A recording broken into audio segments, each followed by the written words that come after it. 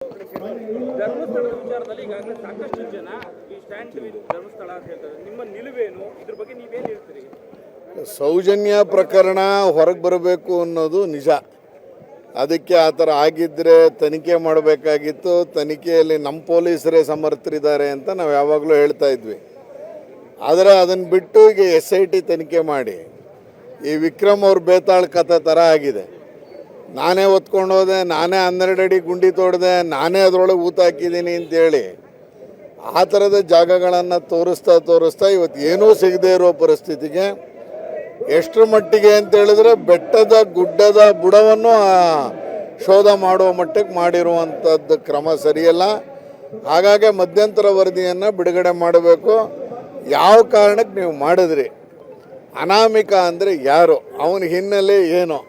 ನಾಳೆ ಅನಾಮಿಕನ ಬಗ್ಗೆ ಅವನು ಮೆಂಟಲ್ಲು ಅಂತ ಹೇಳಿ ನೀವು ಬಿಡ್ತೀರಾ ಅನ್ನುವಷ್ಟರ ಮಟ್ಟಿಗೆ ನನ್ನ ವಿಧಾನಸಭೆಯಲ್ಲಿ ಚರ್ಚೆ ಆಗಿದೆ. ಆ ಹಿನ್ನೆಲೆಯಲ್ಲಿ ಪ್ರತಿಷ್ಠಿತ ದೇವಾಲಯಗಳು ಅಥವಾ ಭಕ್ತರು ಯಾರೆಲ್ಲ ಹೋಗ್ತಾ ಇದ್ದಾರೆ ಆ ದೇವಾಲಯಗಳ ಮೇಲೆ ಆಗಾಗ ಈ ಥರ ಗದಾಪ್ರಹಾರ ಮಾಡ್ತಿದ್ದಾರೆ. ತಿರುಪತಿ ಆಯಿತು, ಶಬರಿಮಲೆ ಆಯಿತು, ತ್ರಿವೇಂದ್ರಮ್ ಆಯಿತು, ಈಗ ಕರ್ನಾಟಕದ ಧರ್ಮಸ್ಥಳ ಅವ್ರ ಕಣ್ಣಿಗೆ ಬಿದ್ದಿದೆ.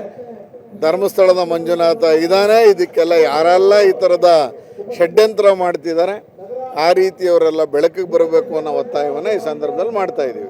ಅವರನ್ನು ಬೆಳಗ್ಗೆಯಿಂದ ಸಂಜೆ ತನಕ ಕೂರಿಸ್ಕೊಂಡು ಉದಯಗಿರಿ ಸ್ಟೇಷನ್ಗೆ ಮುತ್ತಿಗೆ ಹಾಕಿಸ್ಕೊಳ್ಳಿಲ್ವಾ ಒಂದು ಸಣ್ಣ ಪೋಸ್ಟ್ಗೆ?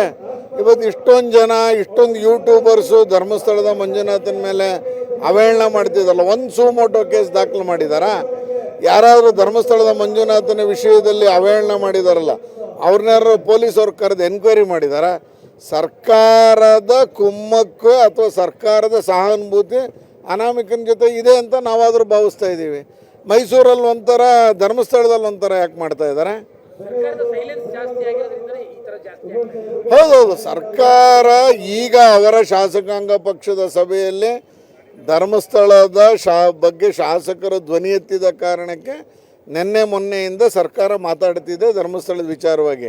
ಶಾಸಕಾಂಗ ಪಕ್ಷದ ಸಭೆಯಲ್ಲಿ ಕಾಂಗ್ರೆಸ್ಸಿನ ಶಾಸಕರು ಧರ್ಮಸ್ಥಳದ ಪರವಾಗಿ ನಿಲ್ಲಬೇಕು ಅಂತೇಳಿ ಮುಖ್ಯಮಂತ್ರಿ ಮತ್ತು ಉಪಮುಖ್ಯಮಂತ್ರಿಗೆ ಒತ್ತಾಯ ಮಾಡಿದರು ಅನ್ನೋದು ಸಂಗತಿಗಳು ಗೊತ್ತಾಗಿರುವಂಥದ್ದು.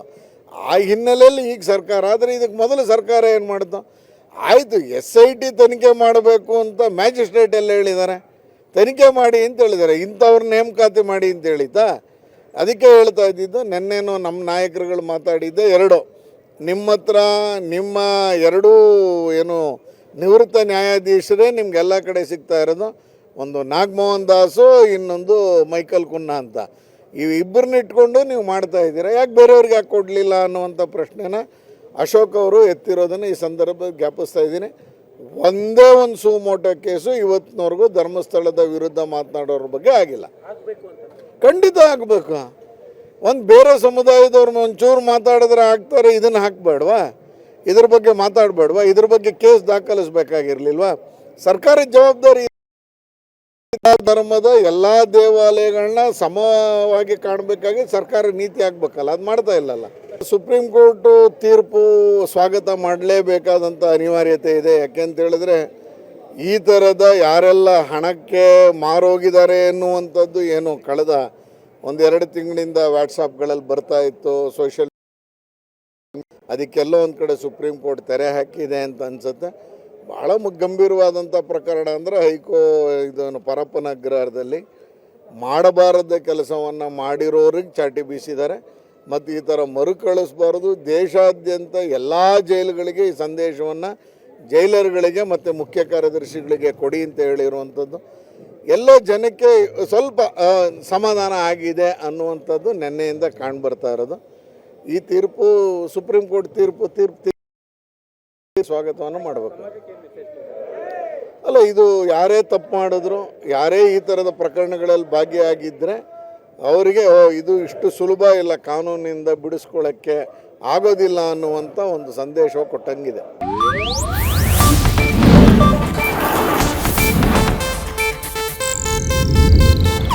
ಇದು ಏಷ್ಯಾನೆಟ್ ನ್ಯೂಸ್ ನೆಟ್ವರ್ಕ್ ಪ್ರಸ್ತುತಿ.